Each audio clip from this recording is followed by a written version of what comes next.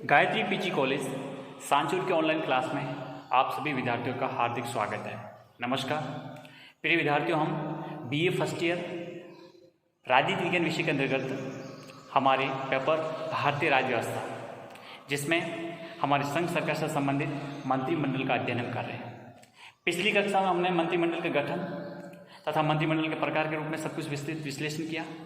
आज की कक्षा में हम ये मंत्रिमंडल की जो शक्तियाँ हैं उन शक्तियों पर प्रकाश डालेंगे, अर्थात हमारे मंत्रिमंडल की क्या क्या शक्तियाँ हैं उनको एक एक करके स्पष्ट करने का प्रयास करेंगे हम। लेकिन इससे पहले अगर आपने हमारे YouTube चैनल को सब्सक्राइब नहीं किया है तो जल्दी से चैनल को सब्सक्राइब कीजिए तथा बेल आइकन के बटन को प्रेस कीजिए ताकि जो भी नई अपडेट हो उसका नोटिफिकेशन आपको तुरंत मिलता रहे। तो आइए हम सबसे पहले शुरुआत करते हैं हमारे राष्ट्रीय नीति निर्धारण करना, अर्थात हमारे मंत्रिमंडल का महत्वपूर्ण जो कार्य है, सबसे सर्वोच्च कार्य है, वो है हमारे देश के लिए राष्ट्र की नीति निर्धारित करना।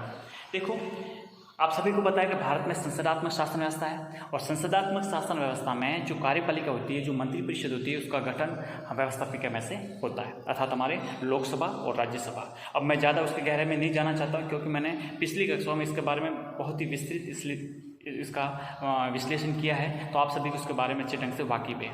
तो महत्वपूर्ण जो कार्य है हमारी मंत्रिमंडल का, वो है राष्ट्र के लिए नीतियों का निर्धारण करना। अर्थात मंत्रिमंडल का महत्वपूर्ण कार्य ये है कि देश के लिए पूरे संपूर्ण भारतीय राज्य क्षेत्र के अंतर्गत नीतियों का निर्धारण करना। यह तय करता है कि आंतरिक क्षेत्र में प्रशासन के विभिन्न विभागों द्वारा तथा वैदेशिक क्षेत्र में दूसरे देशों के साथ संबंध के विषय में किस प्रकार की नीति अपनाई जाएगी। देखो, आंतरिक क्षेत्र के प्रशासन यानी हमारे संपूर्ण भारत के अंदर यानी भारत के आंतरिक क्षेत्रों का, ठीक है, तथा उसके विभिन्न विभागों के द्वारा, क्योंकि देखो कोई एक विभाग नहीं होता है। जैसे आप देखेंगे गृह मंत्रालय है, वित्त मंत्रालय है, या फिर हमारा रक्षा मंत्रालय है, हमारा मानव संसाधन मंत्रालय है, ये कृषि मंत्रालय है, जल संसाधन मंत्रालय है, विभिन्न विभाग हैं, तो उनमें आपस में समन्वय, ठीक है। तथा वैदेशिक क्षेत्र में जैसे हमारे विदेश मंत्रालय, ministry of external affairs ministries को कहा जाता है, वो विदेशी क्षेत्रों में अर्थात भारत के अन्य देशों के साथ जिस प्रकार से संबंध है, उन संबंधों के बारे में किस प्रकार से नीति बनाई जाती है, किस प्रकार से विदेश नीति का निर्माण किया जाता है, विदेश नीति में हमारे किस प्रकार से राष्ट्रीय हितों की पूर्ति की जा सके और राष्ट्रीय हितों के साथ साथ राष्ट्रीय शक्ति में वृद्धि किस प्रकार से की जा सके, इन सब के क्षेत्र में सब कुछ मिलजुल कर एक प्रकार से नीतियों का निर्माण करने का काम कौन करता है? मंत्रिमंडल करता है। बात स्पष्ट हुई। तो देश के आंतरिक क्षेत्र और देश के बाह्य क्षेत्र दोनों ही क्षेत्र में भारत के राष्ट्रीय हितों की पूर्ति करने के लिए इस प्रकार की नीतियों का निर्माण किया जाता है। नीतियों के आधार पर संबंधित विधेयक संसद में प्रस्तुत किए जाते हैं और विभिन्न प्रशासनिक नियमों और कानूनों का निर्माण कैबिनेट करती है। अब देखो, अब जिस प्रकार की नीति बनानी है, जैसे अब शिक्षा के क्षेत्र में नीति बनानी है तो भारत सरकार का जो मानव संसाधन मंत्रालय है वो करता है, क्योंकि उसका पर्टिकुलर विभाग वो है। इस प्रकार से अगर विदेशी देशों के साथ हमारा कुछ संधि या समझौता संपन्न करना है तो हमारा जो विदेश मंत्रालय है वो नीतियों का निर्धारण करता है। या फिर आप देखेंगे कि हमारे देश की रक्षा ज़रूरतों के लिए किसी प्रकार के विधेयक का निर्माण करना है तो हमारा रक्षा मंत्रालय करेगा। या फिर हमारे देश की वित्तीय स्थिति के संबंध में किसी प्रकार, जैसे जीएसटी लागू किया गया तो जीएसटी के लिए हमारा संपूर्ण वित्त मंत्रालय उस पर पूरा एक्टिव था। वित्त मंत्रालय ने ये सब कुछ विधेयक पेश किए और फिर बाद में कानून बना, संविधान में संशोधन हुआ, सब कुछ ये चीज़ें। तो आप देखेंगे कि सरकार के जो विभिन्न विभाग हैं, विभिन्न मंत्रालय हैं, वो पर्टिकुलर अपने विभाग से संबंधित किसी विधेयक को संसद में पेश करते हैं और पेश करने के बाद में फिर वो पारित होने के बाद में या फिर और भी विभिन्न प्रकार के जो प्रशासनिक नियम होते हैं, प्रशासनिक कानूनों का जो निर्माण किया जाता है, इन सब का निर्माण कौन करेगी? कैबिनेट करेगी और कैबिनेट के जो सदस्य हैं वो मिलकर करेंगे। तो अभी हमने सबसे महत्वपूर्ण काम देखा कि हमारे मंत्रिमंडल के जो सदस्य हैं वो राष्ट्र के आंतरिक और राष्ट्र के बाह्य क्षेत्रों में अपने राष्ट्रीय हितों की पूर्ति करते हुए विभिन्न प्रकार के राष्ट्रीय हितों मतलब राष्ट्रीय नीतियों का निर्धारण करते हैं, राष्ट्रीय नीतियों का निर्माण करते हैं। बात स्पष्ट हुई। ये हमारे मंत्रिमंडल का सबसे प्रमुख कार्य माना जाता है। अगला जो कार्य है वो है राष्ट्रीय कार्यपालिका पर सर्वोच्च नियंत्रण। देखिए, राष्ट्रीय कार्यपालिका पर सर्वोच्च नियंत्रण, देखो आपको सभी को पता है कि हमारी कार्यपालिका के जो प्रमुख होते हैं, औपचारिक प्रमुख होते हैं, या फिर आपने देखा होगा कि हमारी संपूर्ण शक्ति किस में निहित होती है, राष्ट्रपति में निहित होती है। आप सभी को पता है। तो देखिए सैद्धांतिक रूप से समस्त कार्यपालिका शक्ति किसके हाथों में होती है, राष्ट्रपति के हाथों में होती है। आपको 53(1) में मैंने स्पष्ट बताया था। ठीक है, तो ये शक्ति किसके हाथों में निहित होती है, राष्ट्रपति के हाथ में। लेकिन व्यवहार में समस्त शक्ति का जो केंद्र है वो कौन है, मंत्रिमंडल है। अर्थात वास्तविक तौर पे या व्यवहारिक तौर पे समस्त कार्यपालिका शक्ति मंत्रिमंडल के द्वारा ही प्रयोग में ली जाती है। ये बात आपको स्पष्ट तौर पे समझना चाहिए। ठीक है, बिल्कुल संविधान में बिल्कुल लिखा है कि राष्ट्रपति मंत्रिमंडल के परामर्श से ही कार्य करेगा, अपने स्तर पर कुछ नहीं कर सकता। मंत्रिमंडल जैसा सुझाव देगा, जैसा परामर्श देगा, जैसी सलाह देगा, जिस प्रकार का उनकी सलाह मशविरा होगा उसी के अनुरूप ही राष्ट्रपति कार्य करते हैं, क्योंकि हमारे यहाँ पर राष्ट्रपति को संबोधित करते हुए सब कार्य संपादित किए जाते हैं। ठीक है, तो आप देखेंगे ये सब कुछ मंत्रिमंडल के द्वारा ही प्रयोग में शक्तियों का प्रयोग किया जाता है। मंत्रिमंडल के विभिन्न विभागों के जो अध्यक्ष होते हैं वे अपने विभागों का संचालन करते हैं। अब देखो मंत्रिमंडल के विभिन्न विभाग अर्थात आप देखेंगे हमारे जो भी मिनिस्ट्री है, कैबिनेट मिनिस्ट्री, मैंने आपको पिछले कक्षा में बताया था कि हमारे अलग अलग मंत्री होते हैं, कैबिनेट मंत्री होते हैं।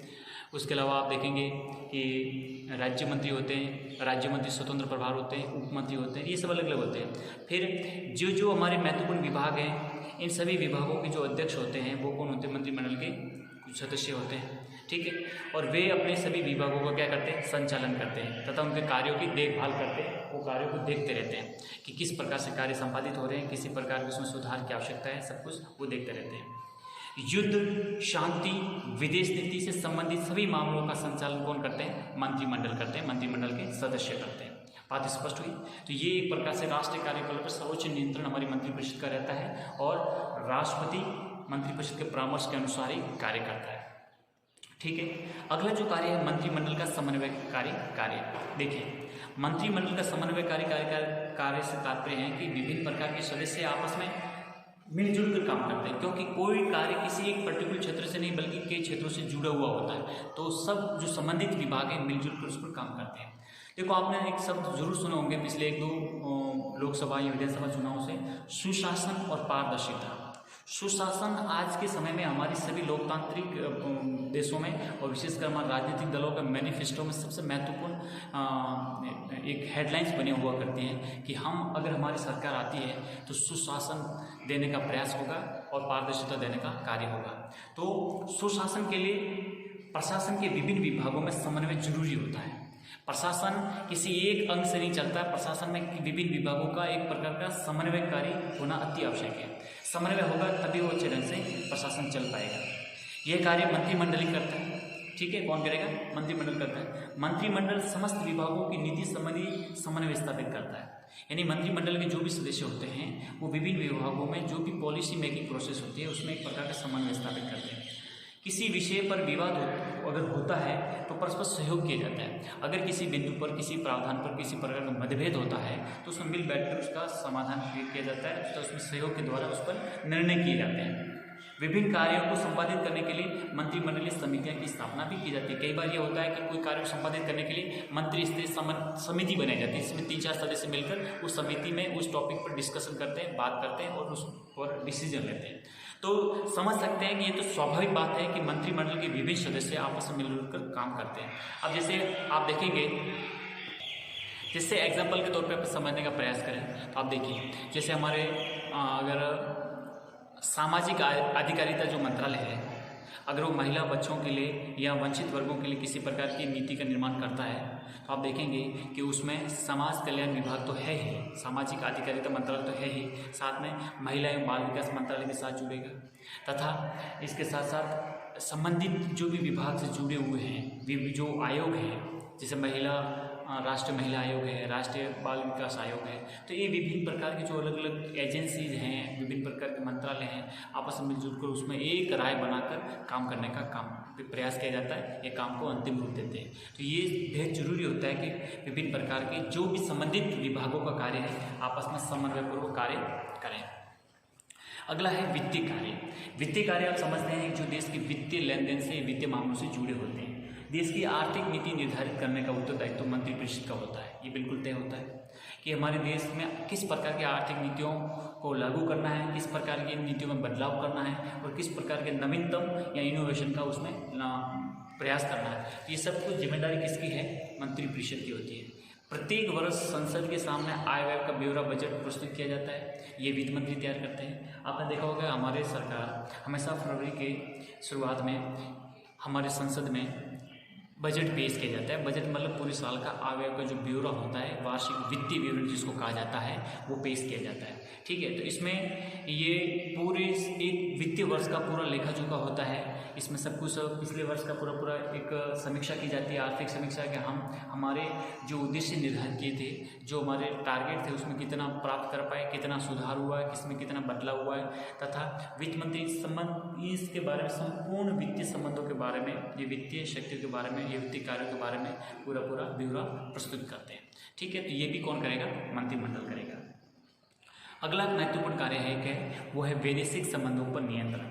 आप देखेंगे कि कैबिनेट के द्वारा देश के विदेशी संबंधों पर नियंत्रण रखा जाता है। हमारी जो कैबिनेट होती है अर्थात मंत्रिमंडल होता है, उसके द्वारा देश के विदेशी संबंधों पर पूरा नियंत्रण रखा जाता है। ठीक है, विदेशी राज्यों के अध्यक्षों और सरकार के साथ समस्त वार्ताओं का संचालन प्रधानमंत्री, विदेश मंत्री या किसी अन्य प्रतिनिधि द्वारा किया जाता है। आप देखेंगे कि भारत के जो मिनिस्ट्री ऑफ एक्सटर्नल अफेयर्स है, वो क्या करेगी कि वो हमारे जितने भी देशों के विदेशी राज्यों से हमारे राजनयिक संबंध होते हैं, अर्थात उन देशों में हमारे राजदूतावास होते हैं, तो विदेशी राज्यों के जो अध्यक्ष आते हैं, उनके आवभगत, उनके व्यवस्था, उनके साथ हमारे समझौते, उनके साथ वार्ताओं का जो संचालन है, उसमें हमारे प्रधानमंत्री शरीक होते हैं, उसमें हमारे विदेश मंत्री शरीक होते हैं, तथा कुछ हमारे विदेश नीति से संबंधित जो भी परिषद बनी होती है, हमारे राष्ट्रीय सुरक्षा सलाहकार है, हमारे विदेश सचिव है, ये सभी उसमें सब कुछ शामिल रहकर काम करते हैं।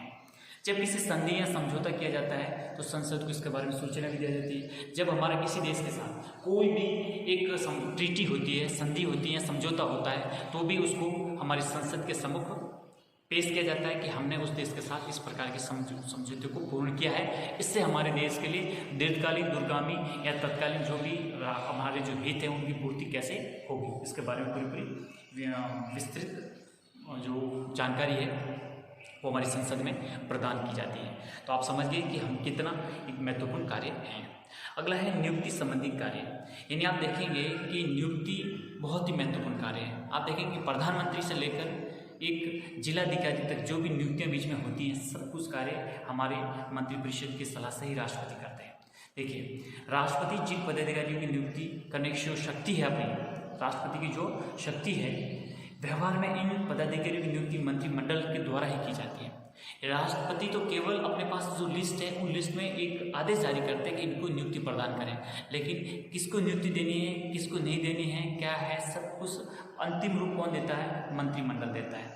ठीक है, तो मंत्रिमंडल के परामर्श से ही संसद के दोनों सदनों के मनोनीत सदस्य नियुक्त किए जाते हैं। आपको पता होगा राज्यों के राज्यपाल है, सुप्रीम कोर्ट, हाई कोर्ट के न्यायाधीश हैं, हमारे महान्यायवादी हैं, हमारे नियंत्रक महालेखा परीक्षक हैं, या हमारे यूपीएससी के मेंबर हैं, हमारे चुनाव आयोग के सदस्य हैं, आयोग के अध्यक्ष हैं, जो भी हैं, सब कुछ नियुक्तियाँ हैं वो मंत्रिमंडल के परामर्श के द्वारा ही प्रदान की जाती हैं। तो आप समझिए कि कितनी महत्वपूर्ण ताकत मंत्रिमंडल अपने पास रखता है।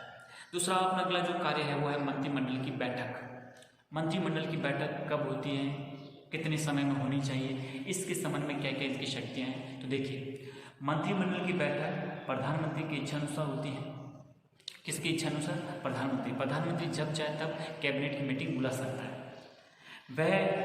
वह ही बैठक निर्धारित करता है, मतलब उसकी डेट, तारीख, सब कुछ तय कौन करेंगे? प्रधानमंत्री। साधारणतः मंत्रिमंडल की बैठक सप्ताह में एक बार तो हो ही जाती है। मंत्रिमंडल की बैठक सप्ताह में एक बार तो हो ही जाती है। जरूरत के समय एक से अधिक बार भी हो सकती है। बैठक की समस्त कार्रवाई गुप्त रखी जाती है। जो भी निर्णय लिए जाते हैं वे सभी सदस्यों को अनिवार्य रूप से मान्य होते हैं। अगर किसी सदस्य के किसी भी कोई भी मतलब बैठक में किसी बात पर मतभेद है तो उसी समय कह सकता है, लेकिन बैठक की समाप्ति के बाद उस निर्णय में उसकी सहमति जतानी होगी, नहीं तो फिर उसको फिर पद से हटा दिया जाता है, क्योंकि इसमें गोपनीयता बेहद जरूरी है। सर्वसहमति व गोपनीयता बेहद जरूरी है। तो ये सब मंत्रिमंडल की बैठकों का संचालन कौन करते हैं? प्रधानमंत्री करते हैं। सब कुछ निर्धारण यही करते हैं। तो ये हमने महत्वपूर्ण कुछ कार्य देखे, किसके? हमारे मंत्रिमंडल की शक्तियों के संबंध में कि हमारे मंत्रिमंडल क्या क्या काम करता है।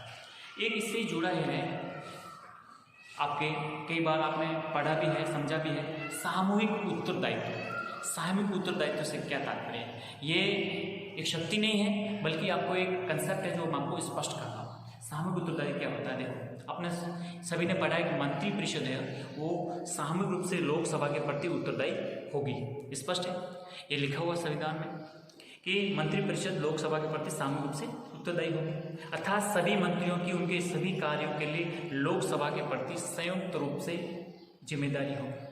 जितने भी मंत्री हैं, ये सभी मंत्री अपने सभी कार्यों के लिए लोकसभा के प्रति संयुक्त रूप से जिम्मेदार होंगे।